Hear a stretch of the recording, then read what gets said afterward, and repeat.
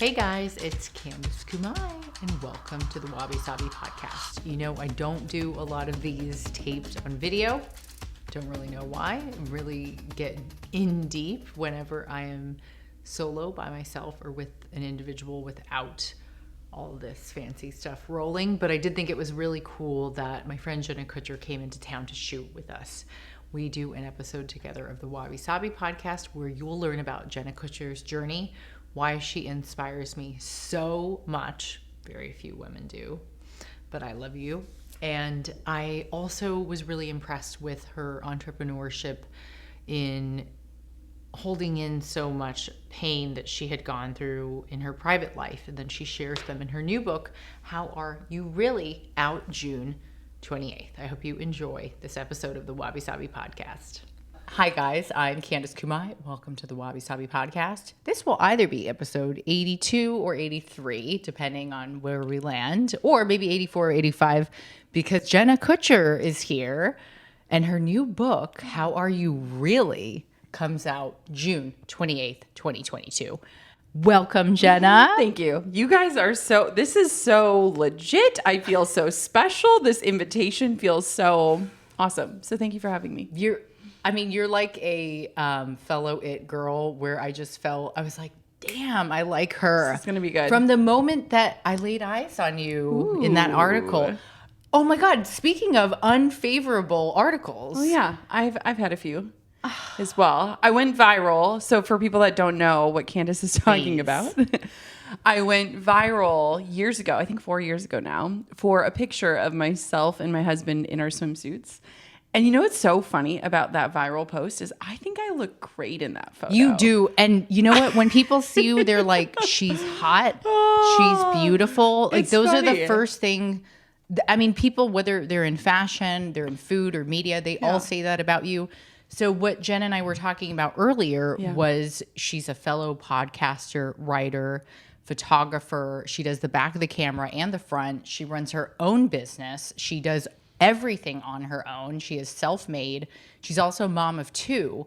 And what we synergistically and sadly have to talk about and relate to is the fact that there are a lot of women in media that write poor articles or take really awful photos and degrade women, which sets us back like 10 steps or 10 years. Mm-hmm. And I think today will be really important for us to call out the fact that if you don't have anything nice to say, don't say anything at all. Mm-hmm. First of all, why was there a photographer following you and Drew? Oh, no, there wasn't. It was just a troll had sent me a comment saying, how did you manage to land a guy like him? And then I clapped back at it because I actually don't normally clap back at anything. And I was like, excuse me. I was like, we've been together for a decade. And like, I was like, how did he land me is what the question should be. I'm just kidding. And Drew knows that. I know. Yeah. And really the discussion was around our bodies, which is what's so funny to me because I am an average sized woman and Drew is just very ripped. Like his passion is fitness. Yes. His six pack is like just a sign of his determination around that. I don't have that. And I'm good. I don't understand why people ask, like, do you really get trolled? I'm like, oh, yeah. If I read to you the comments that I got from people that they watch like Peacock or the first season of Top Chef and they think that was yesterday. It was about 15 years ago, maybe longer. I'm 39 and we shot that when I was 22. That's wild. Isn't that crazy? Like, guys, there were two different decades where girls like us were hustling, working just as hard as Tim Ferriss and Joe Rogan. Sorry, Joe, we didn't land Fear Factor, but we could have. And we loved Tim. We got the Tim Ferriss microphones today. I love this. I love you. I feel like they should be sponsoring this Compliments episode. Of Tim Ferriss. Okay, so we love you, Tim. We get the grind, and we think that we just wish, my greatest wish for turning 40 will be, please think about what you say and what you do before you put it out there. And if you don't have anything nice to say about women on women, this is a fight between women on women. Yeah. If you don't have anything nice to say, if you're going to troll somebody on the way that they look, do you know how many problems we both have? Do you know how we both know we're privileged? In many ways, we are self-aware, and we really just ask for this one tiny thing, and it takes decades to get. And it's called respect. Mm-hmm. And ain't nobody have time to do those posts about trolling. You know what's funny though about this is Yes. what I think is like important to talk about is I feel like with things like this, the more that we talk about it, sometimes women, so innately, I believe women are almost more afraid of success than failure. Because if you are successful, you're welcoming in these critics and stuff. And so a lot of times I feel like self-help people or people that are like mentors or like gurus or stuff, they're speaking to people like obviously they want to be successful. But honestly, I think more women are afraid of success because they know that it's going to bring in an onslaught of criticism or critiques or different things like that. And so it's like interesting like when we talk about this because I think there's two sides of the coin. Like I have received some really fair criticism over the years that has compelled me to like do better, be better, know better. But I've also had my fair share of just straight up like mean. Yeah. And so it takes this like level of discernment as you grow, as you do things, as you try, as you start to really recognize like, okay, what is true? What do I know to be true? And what do I want to just leave behind? And so it's fascinating because it's like, we could talk all day about like, oh man, this is so freaking hard. It's not the thing that we actually want to talk about either, which is really sad. Yeah. We should be talking about celebrating you, your first book. Yeah. You're incredible. Absolutely. And fuck all of you who write bad posts. Like seriously, knock it off. Like we're not in. You are so spicy today. Well, it's been a rough ride. It's all good. Hey, Hey, wait. How are you really? How are you really? Yeah. I'm almost 40 now, and I feel exhausted because it's like, how many fucking books do I have to write? I'm on number 7, and it feels like nobody has noticed. And that I've noticed. Thank you, Jenna. Yeah. Maybe it is true that the right people do notice, and the right people take notes, and all it takes is one person to see, oh, I'm going to give her an opportunity. You know? Yeah. I am, fairly competitive and also very hard on myself. And as you saw, like, Candace, what is the deal with the details? She's setting everything up and I'm like, let's just talk. Nobody cares. And you said, great. Done is better than perfect. I mean, so fabulous. Always. And I would say perfect is better than done. Japanese mindset. Torture. Yeah. So tell us about the struggle of all of these trolls and the mean comments and just like the ladder that you had to climb to get to the point of how are you really. I read it yesterday and you were the one who told me to skim. So I did. It's so well done. It made me think she definitely spent time on this. Oh, yeah. And the right people were editing and the right team was surrounding you. Yeah. And I had said this to you when you walked in. I know this sounds a little weird, but I know you'll get it. Yeah. Is that some people just come into your life and they have this innate it factor. And there's nothing you can do to scrub it or get it out or get it off. And you can't run from it because it'll always follow you. Yep. You can choose to do what you wish with it. And you have done very well. Thank you. So tell me about that journey. I want to know more about the hardship that brought you to where you are now. Yeah. And a little more about the process of the book. The process is hilarious because unlike you, I was like, I'm never going to write a book, let alone 7. I was very sure that I was never going to do it because I looked at how long of a process it is. And I was like, man, is this the best use of my time? And part of the realization for me was that for a long time, I was like in pursuit of money to feel security and stability. And I was like, okay, I could spend 2 years writing a book, or I could spend 3 months building a marketing course, and like, which one is going to yield better results? And I finally had to hit the tipping point where I was like, I could care less about the money. I just want to get this message out into the world. And so I actually did the entire book process backwards, like full stop backwards. And I wrote in silence, didn't tell anyone, didn't have an agent, didn't have a book deal, nothing. And I told myself, if I'm actually going to do this, I'm going to do it for myself without the praise of anyone else, without anyone else's judgment or ideas, because every time I had to entertain the idea of a book, someone would tell me what they thought my book should be. And that, for a creative person, is just like squelching like every idea. Like they'd be like, this is your book. And I was like, I don't know about that. So I actually wrote the book by myself in silence in our little log cabin. And I loved the process. And I finished the manuscript before getting pregnant with my second daughter. And that was like a great deadline, because I was like, I know when I'm pregnant, my brain does not work. I'm going to get this done. And so I got it done and I loved it. And I thought, okay, do I want to share this with the world? Because I hadn't decided yet. I had no obligation to share any of it. And so then I started the whole publishing process of the agent and the editor and all of those things. And one thing that was shocking to me about the process of writing a book, which you know better than anyone else, is the team that is involved. You see the cover and somebody's name on the front, but if you read the acknowledgments in any good book, there is an entire team of humans that like bring it to life. And so I was pregnant with my second daughter and literally handed in my final manuscript like 10 days before she was born. And they say that writing a book is like birthing a baby. And I was doing both of those things at the same time. Double down. Yes. And I really looked at my book team as almost like my doulas of like, breathe through it. Like, don't push too hard. Like, you got this. And so that was kind of the process about it. And what was so wild to me is that, you know, I have 500 plus episodes of my podcast. I have hundreds and hundreds of blog posts. Amazing. And don't forget to check out the Gold Digger podcast. Candace has been on it. Well, not because of me, because of this woman. Well, no, but really, check out her episode.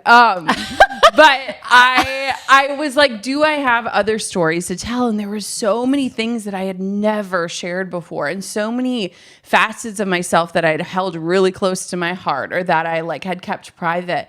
And when I finally started the writing process, I was like, oh, there are so many other sides to me that people have never seen or never heard. And it was so cathartic. Like I loved the writing process, but probably because I didn't have deadlines or a paycheck coming from it. It was just purely creative, which is something I needed. Jenna, I mean, there's so much to connect on, and that's where I think I really admire you, and I also look up to you.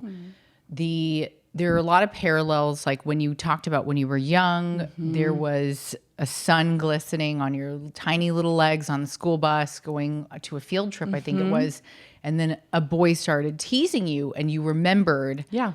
And I said, oh my God, when I was in first grade, it was the first time a boy made fun of me and called me, like pulled his eyes to the side and called me, you know, a CHINK. And I thought, what? Like, why am I being made fun of because of the way that I look? Yeah. And that was that connection where I said, oh my gosh, like, how does it make you feel? Like, how does that carry on?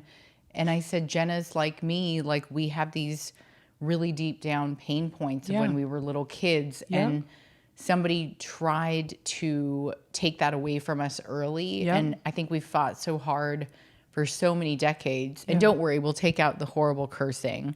Just so you know, there was a lot, but we took it out. It's you know, it's a form for me of therapy. Like New York for 10 years will do that to you. No excuses.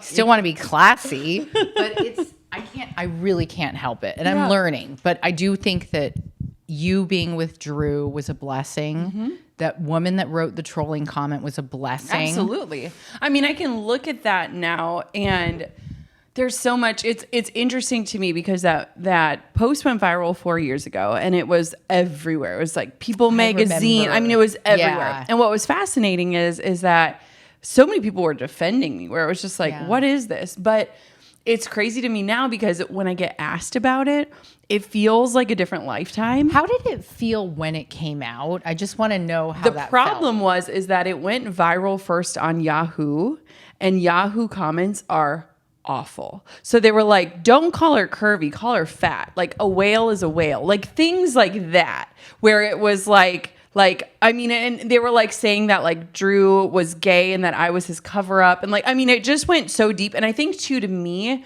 I've chosen to have an online life, but when you drag my family into it, Yeah. and then the other part that nobody knew is that we were trying to get pregnant at that time. So like I was already in a battle with my body. So then it's like, now this is the topic of conversation, but it's interesting to me because someone recently was asking me like, tell me about your body and your struggles. And honestly, I'm at a place in my life where I'm like, I am a whole person and my body is just a part of me. It's my mind, my soul, my body. We're one. Like all of this is Jenna.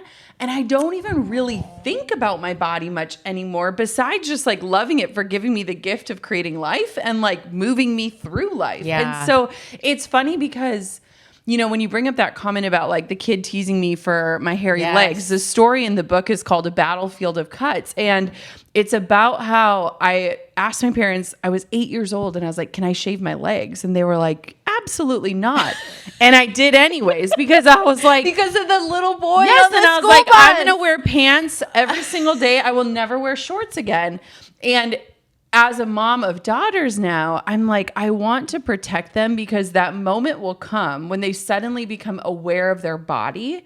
And I truly believe that what we believe about our bodies affects the way that we show up in life, in business, in relationship. And so it's funny because when I wrote the book, I never really planned to talk about bodies, but I recognize that so many women are walking around with so much hatred for their bodies that they're missing opportunities, or they're taking themselves out of the race before it's even began, or they're telling themselves that like, I am not qualified to do X, Y, or Z because of the way I look. Yeah. And that breaks my heart. Like, have you ever looked at a picture? I was just looking at a really cute picture of you from years ago.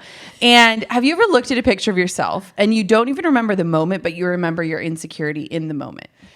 Yeah, I mean, it's common for women to be all preconceived judgments come based off of the way you look, and you know that firsthand. Yep. And going back to the moment where that photo went viral, a lot of people don't know that Jenna was going through her own personal struggles with pregnancy, and that's where I think we need to learn how to be more empathetic to other women. Women on women. Remember, this is our conversation about women on women. Yeah. We don't need people criticizing us. We have enough baggage and enough to handle for, you know, to share. And that's the other thing is a lot of our struggles are very similar and parallel. Yeah, absolutely. I was a fit model, like a live mannequin for brands all through college. It's what paid my culinary school bills, which were insane. $50,000 at 22.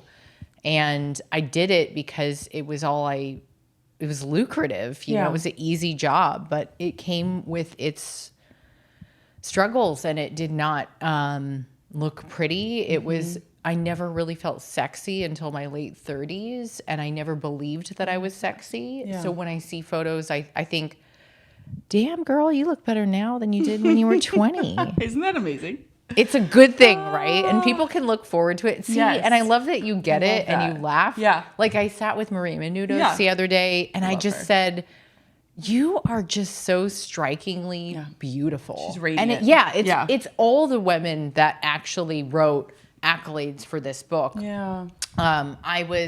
I was like, wow, we are so in the same orbit. And also when you talked about body earlier, I wanted to mention that a girl that I love, Jessamine Stanley, is a friend. Oh, yeah. And she also... She's on my podcast, too. Oh, my God. Love. She's amazing. So we say at this Ariana Huffington event together, she said something that never left my brain. And this is about 6 years ago. She said, at the end of the day, this is all flesh and bone. And... you virtually don't take any of this with you anywhere. Yep. And what does it matter the way that you look? Yep. And you're right. Like I shouldn't give a shit about the collar or the chain. Well, we call it, in the book, we call bodies like personality Tupperware. It's like, just the shell around our being. And it's like crazy because we spend so much of our lives thinking about trying to change, focusing on, and it's like, whoa, like your mind and your soul, like foster those things because those are the things that are actually going to move you forward. Yeah, and also make you money, girl. You know it. Now let's talk about that. Hang on. Yes. As much as I don't want to talk money. Yeah. So my sister runs her own company in London. She's just like us. She does online courses like you do. Love it. And she said, look, there's 2 points of reference I want you to know. First, I think that she said money, I still have the preconceived notion that money makes people bad and bad people have a lot of money. Yes. But she said that's not true because when you hire women of color, when you give people more opportunities, when you create something beautiful that does help to enrich the world, these are really good things you can do with money. Then there are bad things people do with money, like money laundering, hiding your money in bank accounts across the world, not paying your fair share of taxes. Those are the kinds of things that are bad. So the reason why this girl next to me, and you know I don't say this often, but Jenna Kutcher is somebody I really admire. Jenna, you are someone I really admire because your business model, although you think it was backwards, it's not. Yeah. You might have been a smarter mother effer than me. Excuse my language. I'll say that again. You might have been a smarter entrepreneur than me because look at where I am. I'm 7 books in and nobody even cares. And you're sitting here again. She's lying. No, she's lying. I've read your book. Are you kidding me? I know. Okay. You are a different cup of tea. You know, like you're not everyone that sits around following. You are a leader at heart. You are a pioneer. You are a visionary. You are propelled through the innate ability to create. And that is our shared common denominator that like not every woman gets. Yeah. And that's why we love speaking to you, helping you, sharing free information, doing our podcast for free. Yeah. It's not like we're getting paid a chunk of change to do this all the time. And like you said, profound work comes when there's no deadline and there's no paycheck. Yes. So talk to me about the steps you took. I'm going to bring it back to college because I'd like to know these core steps that were taken. I'm personally asking you, how do I turn my success around and use it in my favor now, Jenna? Yeah. I need your help. Yeah, I'm here. Good thing we're right together. So I think Hi, I'm here. I'm right here. I got you. So I went to school for business. And what I think I am so grateful for, and I didn't know it at the time, is that I dreamt of like the corner office as an executive in high heels. Read that. Don't wear high heels ever and work out of a closet most days. So my life is actually laughable from the visions that I held, but those visions were fed to me through like textbooks, right? Or like, here's what a powerful woman looks like. Like you think about like the shows like The Devil Wears Prada and you like pictured that type of success. Yes. That's actually not anything that I would want, but that was like the vision. Okay. And what I think is so fascinating is that in my career, I've pivoted so many times. I've pivoted hard. So like I started as a photographer, then I had a watercolor print shop, then I started a podcast, then I launched a course, then I had a mastermind, then I became a speaker, now I'm an author. Okay. And people have followed me every single pivot, and it's never felt confusing or off-putting because I have built a brand and not a business. So what I mean by this is that so many people get really obsessed with building a business. A business is just the product or service that you have available to purchase. Okay. A brand is the personality behind that offer. When you have a true brand, your personality matters more than the product. So as my product, quote unquote, has changed over the years from a service of wedding photography to a podcast to a course, now to a book, people don't necessarily care about the product, they care about the personality. So are you telling me that all the curse words are the reason why I haven't gotten there? No, but I'm like Minnesota nice. Like I remember like gasping when like someone would say like, get the hell out of here. And I'd be like, Mom, which is so funny. Or if my mom like, and now you're sitting next to like the most sailor girl of all. No. But here's the thing is like, Candace Kumai, you are a brand, you are a personality, which means you have lived many different lives in your career, right? And you still straddle the fence on many different things because you are a multi-passionate person. I think all of us are multi-passionate human beings. And yet we continually try to put ourselves into boxes or like try to say like, this is the one offer. But like, why do we have to have one thing? Like, why do we have to limit ourselves? I agree. Yes. I agree. I always say we are like diamonds, like multifaceted gemstones, not just because Riri said so, but because and see what Riri was trying to say early on too. Yeah. Shine bright like a diamond. I truly believe in Marianne Williamson's quote that when we are liberated in our light, we automatically give others the opportunity to shine with us. Because you're seeing two type A, two total like driven. Like I would say that we're both very similar in our approach to female entrepreneurship. Yep. And yet we understand that we are mirrors for each other. Mm-hmm. We are each other's support system. Yep. I would never speak poorly about Jenna. I just think it's in bad taste to do so. Yeah. Your peers are the ones that are going to come up with you, and they're the ones who are going to invite you back on your podcast and vice versa. Yeah. Or just say, I'm here for you as a support system. You can text me as friends. Yep. You know, I don't give a shit about all of this. Yep. I care about the impact that we make on others and perhaps leaving this place a little bit better than maybe how we found it. Yeah. Well, and I think that entrepreneurship is so lonely because it's like you are like embarking on this journey that people don't understand. And there's like a line in my book that it's like, that's the thing with visions and dreams. It's no one else's job to understand yours. And no one can give you that vision or dream, which is exactly why I wrote my book without anyone, because I was like, I don't want anyone to try to serve me the vision of what I want my name on. Absolutely. And so if you're thinking about your business and stuff, it's like, if you continue to lead with you and people care about you, you can shift in every direction. And you actually have done a beautiful job. I don't think you give yourself enough credit, but I mean, from skincare to matcha to books, I mean, you have all these different things and people care about them because they care about you.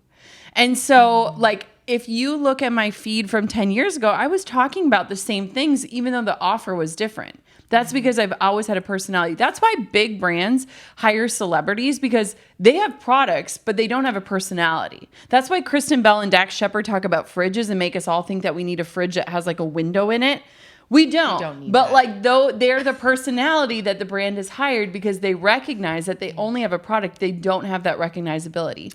Okay, talk to me about, because your perspective is really valuable and it's very unique because you have actually pioneered your own space. There are a few women that I've seen that have achieved what Jenna has, not just with Gold Digger, but overall. Like I go to your website and I click on a Flow Desk collab. Yeah. I was so inspired by you that I was like, I'm going to change from, and this is the truth, I went from MailChimp to Klaviyo to Flow Desk. And it was amazing. It was because of Jenna. Here we go. Here she is plugging Flow Desk. JennaKutcher.com/FlowDesk. I'm just kidding. Here's my biggest problem. I sabotage my own career. And I think a lot of us do. Well, let's talk about that. But I wanted to go back to you because you're really important to me. Brand personality, leading with you. Yeah. Talk to me about how you really started making revenue. I know there's an investment. Yep. But how did you start making that cash? Yeah. Well, it's fascinating to me because when I look at my journey, all I knew was what I didn't want to do. And I think a lot of times people right now, we look at the world and like a lot of women are searching. They're like, I don't know what my passion is. I don't know what my calling is. Yes. If I knew what it was, I could take the steps to get there, but I don't even know. And so sometimes instead of following what we want, maybe starting with what we know we don't want, what doesn't feel good. Because for me, sometimes that's easier. Like I was in a corporate setting. They sat me down and they were like, here's your 5-year plan. And I was like, did no one ask me what I wanted in the next 5 years? So did you go into corporate America? Yes. Okay. So right out of college, went into corporate America, windowless office. Okay. They give me my 5-year plan. And I was like, nobody even consulted me like about what I want to do in 5 years. And it was a first inclination. I remember I went back and sat at my desk. I was in HR at the time. I had like a stack of papers. Oh my God. And I was like, totally not for you. Yeah. And I was like, excuse me. Like I looked at this picture of Drew and I on my desk. Yes. Drew and me. I looked at a picture of me. Yeah, I'm Drew and me. See? Drew and really me. Good. And I was like, I love this man and I don't want to spend my days looking at a picture of him on my desk. I want to spend my days with him. And what's fascinating is like I went on to become a photographer, and my camera was literally just my vehicle out of what I knew I didn't want. I loved photography, but I knew like a decade from now, I don't know if I want to be shooting weddings on the weekends.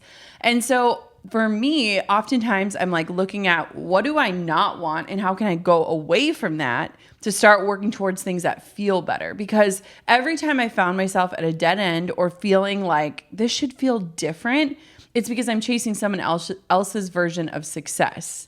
And so, oh my God, yes. I mean, have you ever set like a weird goal or an arbitrary goal or a number and you reach it and you're like, I thought this was going to feel different? Since I was a kid, Yes. yeah. I remembered shooting goals Yeah. and scoring goals in soccer, which was the beginning of like teamwork, drive, passion, clout, standing out, proving shit to my dad, Yeah. like always showing my dad I could do things. That is another story. We don't want to cry today. No, but I mean, it's so frustrating when you're like, I've worked so hard for this thing and it doesn't feel good. It hasn't for so long for me that Yeah. I do actually think I might be doing something wrong, and we've never been able to put the finger on the pulse. Like we don't know. So that's where I thought it's so important to talk to Jenna as a sister and a friend more than it is woman to woman, B2B. Yeah. Like I could care less really about meaning like the hard revenue, but I mean like how did you make a life for yourself? So after you realize that you're good at shooting, you do the wedding photography. Tell me about the pivot from wedding photography. You did the watercolor. What was it the downloads on the website and the presets that started making you really stand out? Well, you know, it's interesting because I don't really know exactly what it was, but it was just me being curious and me staying creative. Okay. And it's fascinating because I started painting as like I was so burnt out. I hit this point in my career where I had set this goal of like, I want to make 6 figures. And I remember the day I hit it just feeling empty. And I was like, this freaking sucks. Like, screw 6 figures. Like, I was happier when I made $50,000 a year and had weekends and time with my family. And so I literally, Drew came home from work and I had this like color-coded plan out. And I was like, let's talk. And I was like, is it cool if I literally never do this to myself again and shoot 30 weddings in a 6-month period? Can I cut back and cut it in half? I don't care if we make less money because I am done. Like I'm not even living. I'm a shell of my existence. And he like looked so relieved. Where it was like I had built this business to get back freedom and instead my life revolved around my business. And it's like, how many times have we traded a 9-to-5 in order to work 24/7 and not get anywhere? And so when I cut back, and I can trace so many moments in my life of like massive evolution or transformation or like starting something new to when I start to value my time over my money. When I start to treat my time as my currency, those are the times when I actually have the margin and the bandwidth to be creative again. And so really like the heartbeat of the book is that we are staying on hamster wheels. We are staying as yes girls. We are consistently just pushing through and saying, I should be grateful. I should be happy. I should. When in reality, we know deep down in our gut that we want something bigger or something different or something more. And that success isn't what we are doing right now. How did you decide I'm going to create more digital media that people can buy while we're sleeping? Yep. Because I was sick of trading my time for money. And I recognized that I once again had built something that required me to show up in order to get paid. And truth be told, the story behind that was when we were struggling to grow our family, I had one loss and then I had to wait an entire year to even try again because of wedding season. So I was literally planning my family around my work. So I waited an entire year, we got pregnant again, and I had the same exact thing happen. And I was so angry. It was like when you think of the stages of grief, it was like I skipped like denial and was like straight to anger the second time. And the crazy thing is that I had found out, so we had heard a heartbeat and then we went back and then we had lost the baby. And I had to go and shoot a wedding 2 days later while my body was still not processing that there was a loss. So I felt pregnant, but I knew I wasn't pregnant. And yet I had to show up and shoot and work and be happy and like celebrate this amazing couple's greatest day of their lives while I'm like literally dying inside. And I realized like I had built something wonderful. Like I was a great wedding photographer. I loved what I did. Yes. But life doesn't always allow you to show up. And if you build something that requires you to show up even when you can't, that doesn't feel like freedom. That feels like you're trapped. So I realized like I have built something that doesn't serve the life that I want. How can I start to move forward? And something that I think is so important to note, and something that I don't think gets spoken about enough in the entrepreneurial world, is every single time when I've started something new, I've done it as a side hustle, as an experiment. I've never just said, all right, screw wedding photography, I'm all in on something else. I'm like, okay, let me test the waters of different things and see if it's viable before I get paid, before I announce it to the world. So like when I started my podcast, it was literally an experiment. And I was like, I'm just going to try it for 10 episodes. What year was this? Oh, God, probably 5 years ago. Okay, so we're talking roughly 2017, I think. Okay. And so I always am just like a low stakes, like, let me just try something. I'm going to give it. It's kind of like when people leave a bad review for a restaurant they only visited once and don't give it the benefit of the doubt when it's like, maybe it's just a bad day. Like, give everything 2 tries. So I always commit and I'm like, I got to do 10 episodes. If I hate it, I'll never do it again. And so every single thing I've done has been a side hustle until I'm like ready to like shift and go all in. So when That's impressive. Yeah. So when I cut back on weddings, I was freed up to start learning other things. And I was also freed up to like dream again. Like I stopped the busyness in my brain. I stopped the like grind. And I was like, okay, what am I curious about, or what do I want to learn? And this guy had reached out to me and he had an online course and he sold it to me. And I said, I honestly don't even really care about your content in the course. I just want to see how you did this. Like I love studying how people do things. So it's like, if I buy your course, will you teach me how you recorded it, what software you use? Like just answer all of the places that I would get stuck because of analysis paralysis. And he was like, sure. So I took a course and I was like, oh, I can do this. Like I have built a 6-figure business in 3 years. I know stuff. I went to school for business. How can I take what I've learned and apply it to other people? And I started with photography because I knew that world. I'd been in it. I'd found success there. And then I started recognizing that like people that weren't photographers were like, hey, can I take your course? Like I want to learn. Would it still work for me? And I was like, that's interesting. There's like a market out there that I'm not reaching. And so the expansion happened very slowly and over time. But the problem is that for so many of us, we're like, I'm not passionate or I'm not creative. You aren't even giving yourself a chance to be those things because you are so busy numbing yourself or pacifying yourself with devices or work or things. It's like we've tried to become more efficient just so we can work more instead of saving time to spend time right. And so that is so amazing. Isn't it crazy to think about though? I mean, think about how obsessed we are with efficiency. Yes. And we want to save time just so we can do what? More work? That's a good point. And I feel like you were a mirror and also like a, just like we are all really mirrors of one another. And I feel like this is a lot of information that I needed to hear. And I'm very stubborn as a Taurus. And I choose who lets me, you know, take information from. Like, who am I going to allow to give me information or advice? Yep. I rather call it options. Yes. And I feel that you've lived it, you've walked the walk. Not many people can say that. Yeah. There is a difference between a viable business, a businesswoman, an entrepreneur, and then somebody who virtually just has a large following. Yes. And you've absolutely accomplished all the above.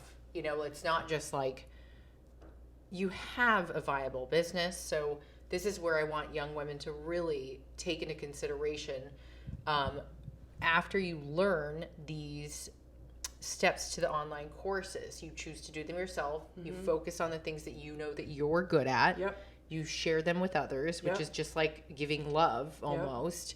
And then in return, they buy your course for currency. Yep. Okay, so then after this trade-off, what's next for you? Well, I mean, to be honest, these days I don't have to do anything. Okay. In that I made a goal where I have been a very savvy saver, and I was like, if I want to retire and be done, I'll be done. So anywhere you see me these days, whether it's in the pages of my book or sitting here with you, it's because I want to be here. And I really love that because I love the work that I do. And I'm in this season of motherhood where I have slowed my pace so greatly that I feel like I feel like my life is so full because I love being a mom and I also love my work. And when I feel spread thin, which is frankly often, it's because there's so much goodness in my life. And so what's interesting is that like women forget that like we can set these audacious goals and work towards them. But success to me looks like driving a 2008 car because it was the first car I was ever able to buy cash. And like, I won't give that car up, but it creates financial freedom in other ways for my family. And so there are things about my life that might be unrelatable, but they're only unrelatable because people feel like it's not possible. There's a trade-off that you have done with investing. And also another note to remember, Jenna said something about saving, which nobody talks about. Except for maybe Gary Vee. I don't hear many people talking about it. And there's always this notion that like saving is not sexy. Oh, saving is so sexy.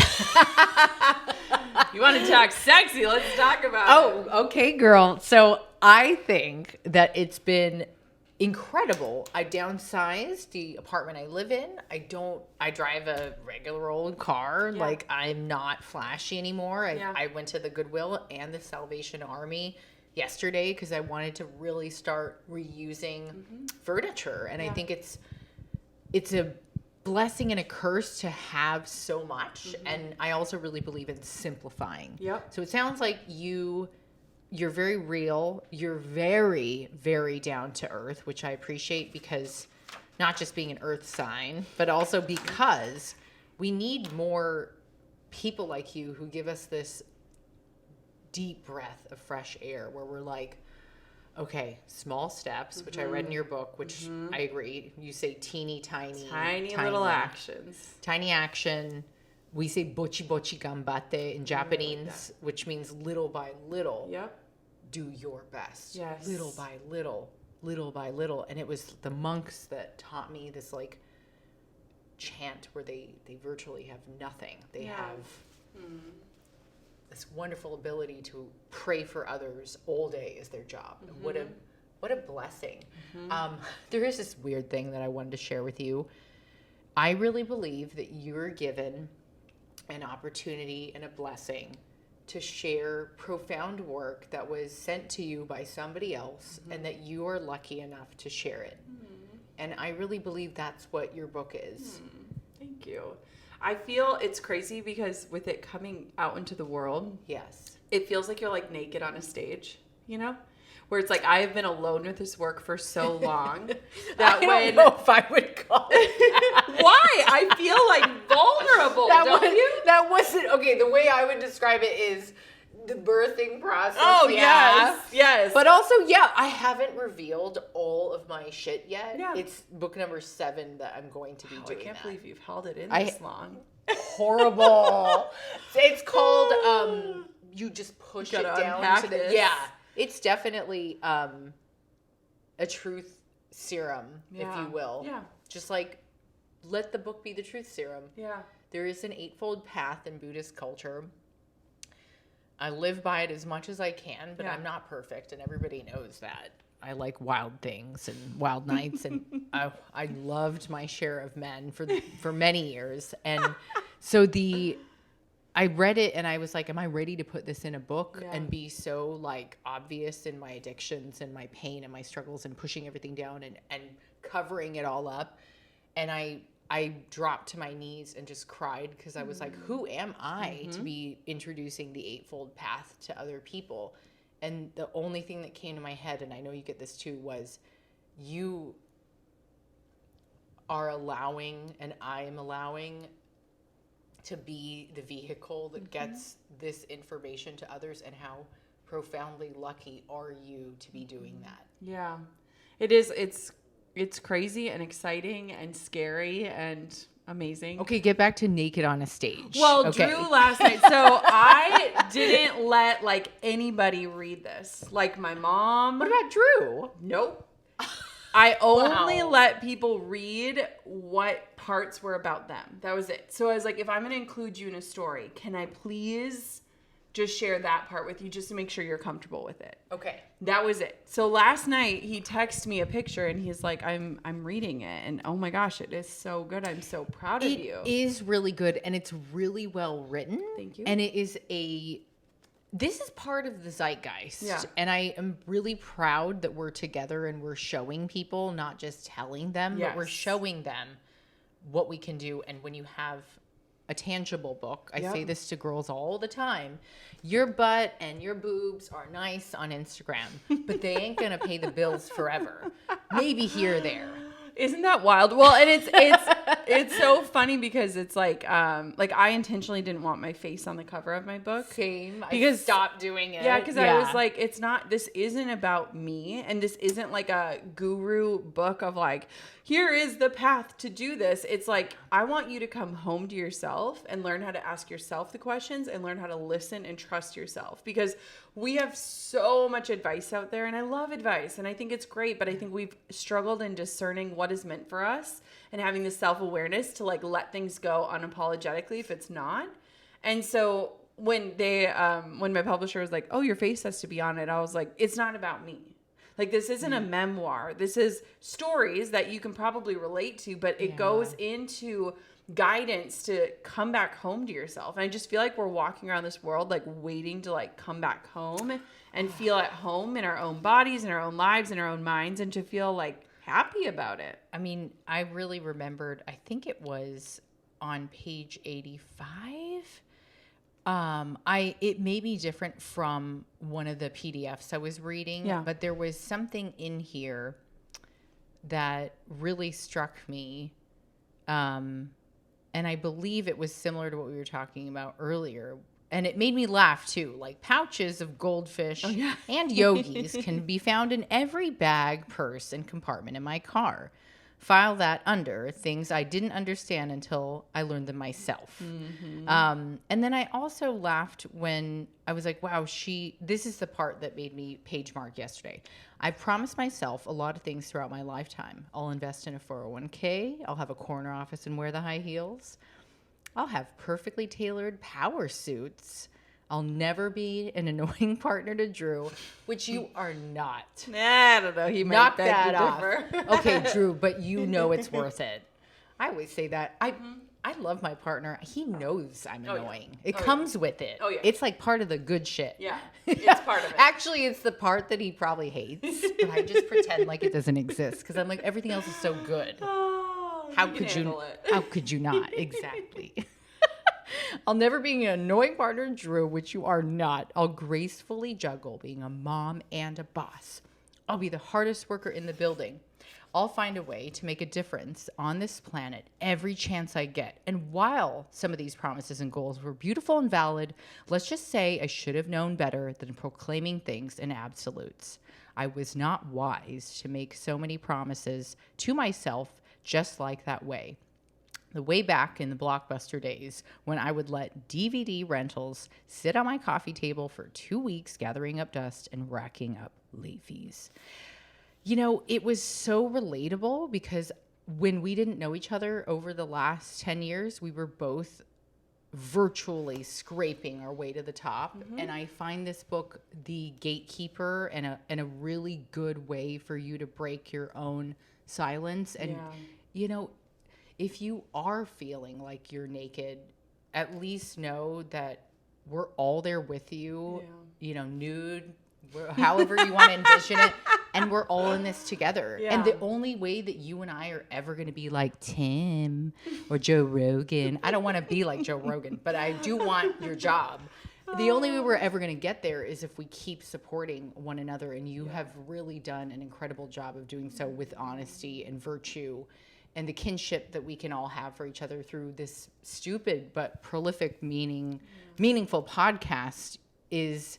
You know, you've done a great job. 500 is huge. And I I actually wanted to say, I think the best part about you is that you've become a new mom and you've showed your journey with Drew to so many. And we thank you for sharing because it makes us feel a little bit more like human. Yeah. And I can do it too, That's you know? right. That's right. I think that we're all just like walking around wanting to feel a little more enough and a little less alone. And so it's like anytime we can grant that or like sprinkle that for people, it's the greatest gift. Thank you for having me. And Jenna, absolutely. It's a pleasure and an honor. Where can people find you? Tell us all about How Are You Really? June 28th, 2022. Giving up Tim Ferriss. Go out and get the book at howareyourreallybook.com. I am so proud. Like, this is not my life's work, but a very important piece of the work in my life. And I am just like so excited to get it out into the world. And I only did it because I genuinely just care about the message and the meaning. And so howareyourreallybook.com, jennakutcher.com. Find us on all the places. You can go search my feed for that beautiful swimsuit photo that went all over the world. Juicy. And thank you so much for having me on the show. Pleasure, Jenna. Thank you. And don't forget to follow Jenna on her social media. She has a Gold Digger podcast you have to check out. Yes. Give it a 5-star review. It's juicy. It's good. I wondered what we talked about last time. Oh, we talked about your book. It was juicy. Oh, the pivot. That was what we talked about. I was like, damn, she's good. Her titles are good. So if you want more juicy, go check out. Yes. Love it. Oh, I'm going to give you a big hug. Thank you, Jenna. Thank you. No more Tim Ferriss in my